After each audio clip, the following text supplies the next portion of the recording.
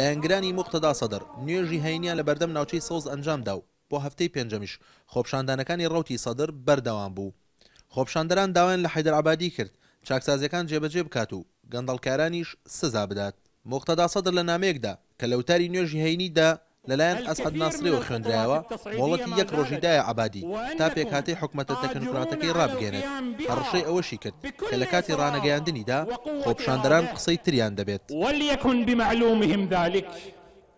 متطلباتنا بالبداية أول فقرة داواکاریەکانمان لە سەرەتاوە وتووە کە ئێمە دەمانەوێت چاکسازی ڕیشەیی بکرێت لە حکوومەت و هەموو ئەوانەی کە بەگرێبەست دامەزراون بکرێن بە ڕەسمی، هەروەها هەلیکار بۆ گەنجان فراهەم بکرێت و بارودۆخمان باشتر بکرێت، هەموو ئەوانەی کە بە ناهەق گیراون بە لێبوردنی گشتی بێ جیاوازی ئازاد بکرێن.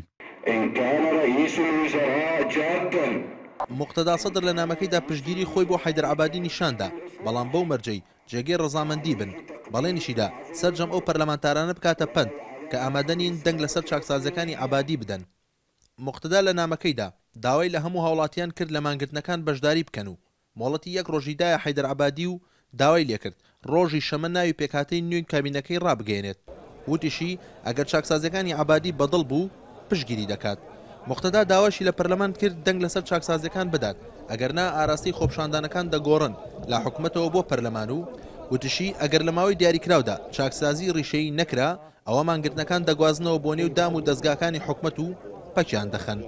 في الحقيقة من خلال الحقبات اللي مرت لە ڕاستیدا چاکسازیەکانی پێشووتر هیچ سوودیان نەبووە، بۆیە ئەم جارە داواکاریەکانمان ڕوونە و چاکسازی ڕیشەیی بەبێ جیاوازی، چونکە گەنداڵی باڵی بەسەر هەموو دەستگاکانی حکوومەتدا کێشاوە، بۆیە چاکسازیە کۆنەکان سوودی نییە، دەبێت ئەم دەموچاوانە لاچن بەبێ جیاوازی و کەسانی بێلایەن حکوممان بکەن. فلذلك ينبغي أن يكون التغيير تغيير جذري وسريع. ڕۆژی سێشەمەی ڕابردوو موقتەدا سەدر ڕایگەیاند لەگەڵ لیژنەی نیشتیمانی بۆ هەڵبژاردننی وەزیرە تەکنۆکراتەکان ڕێککەوتووە لەسەر پێکهێنانی کابینەیەکی نوێ و لە ئایندەیەکی نزیکدا ناوەکان دەخرێنە بەردەست حەیدەرعەبادی سەرۆکوەزیران و وتشی ئەو وەزیرانی کە دەستنیشانیان کردوون سەر بە هیچ حزبێکی سیاسی نین و سەرجەم پێکهاتەکانی عێراقش لە خۆ دەگرێت.